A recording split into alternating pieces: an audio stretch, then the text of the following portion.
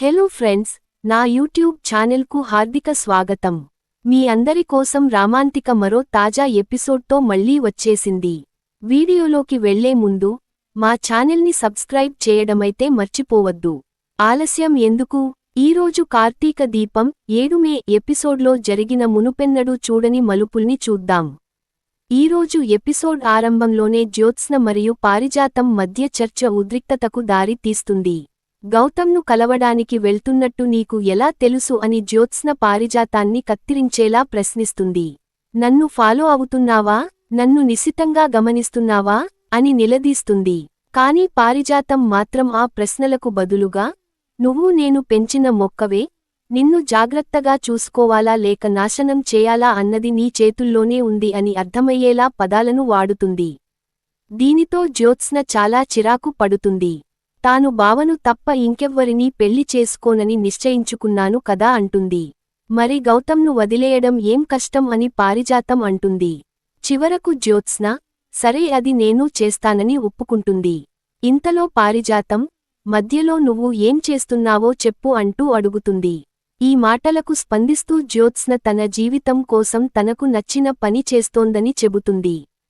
కాని ఈ సమయంలో జ్యోత్స్న నోరు జారుతుంది.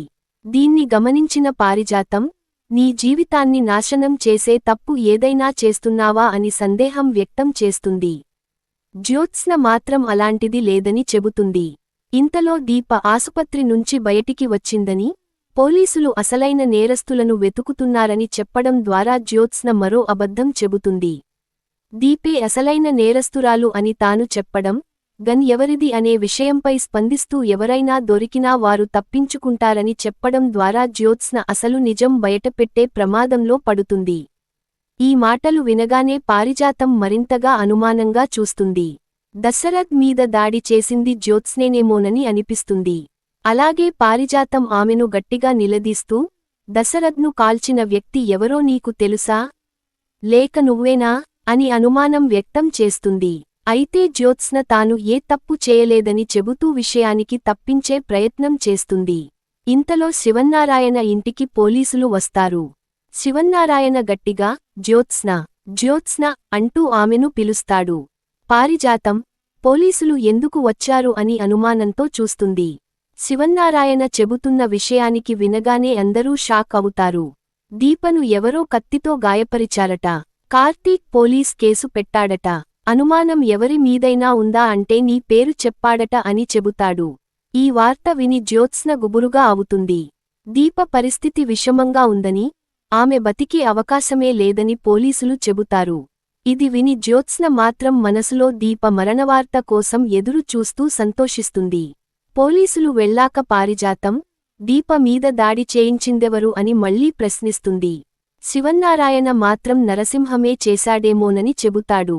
కాని పారిజాతం మాత్రం మళ్లీ జ్యోత్స్నపైనే అనుమానం పెంచుకుంటుంది.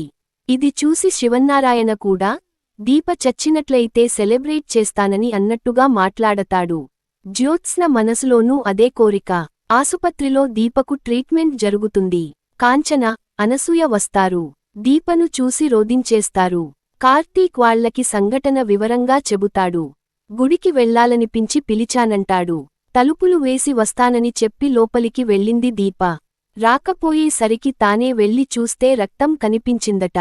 అంతేకాదు, కింద పడిపోయి గాయాలతో ఉన్న దీపను చూసిన విషయానికి చెప్పి కన్నీళ్లు పెట్టుకుంటాడు. డాక్టర్ చెప్పిన సమాచారం ప్రకారం దీపకు 2 కత్తిపోట్లు తగిలాయట. చాలా రక్తం పోయిందట. వెంటనే ఆపరేషన్ చేయాలి.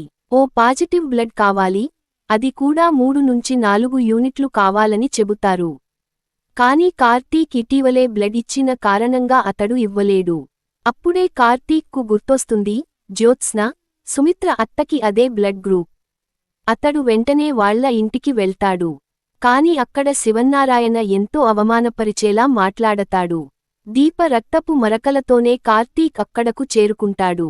ఓ పాజిటివ్ బ్లడ్ అవసరం ఉందని, తన భార్యను కాపాడుకోవాలంటే వాళ్ల సాయం కావాలని గట్టిగా చెబుతాడు. శివన్నారాయణ మాత్రం దీన్ని దేవుడు వేసిన శిక్ష అని వ్యాఖ్యానిస్తాడు. కార్తీక్ 3ఓసారి, 4ఓసారి సుమిత్రను కాళ్లపై పడి వేడుకుంటాడు. తాను చేసినది తప్పేమీ లేదని, దీపను కాపాడాలని కోరుకుంటాడు. కానీ సుమిత్ర తన భర్త రక్తాన్ని కన్నిచూసింది అని, దీపపై శిక్ష వచ్చినట్టు మాట్లాడుతుంది. కార్తీక్ ఎంతగా మన్నించమని, సహాయం చెయ్యమని అడిగినా ఆమె మనసు కరగదు. శివన్నారాయణ మాత్రం దీప చనిపోతే మన ఇంటికి శుభవార్తే అని సూటిగా చెప్పేస్తాడు. ఇది విని కార్తీక్ పూర్తిగా విరిగిపోతాడు. తాత మనసే ఇవలాంటిదా అని కన్నీళ్లు పెట్టుకుంటాడు.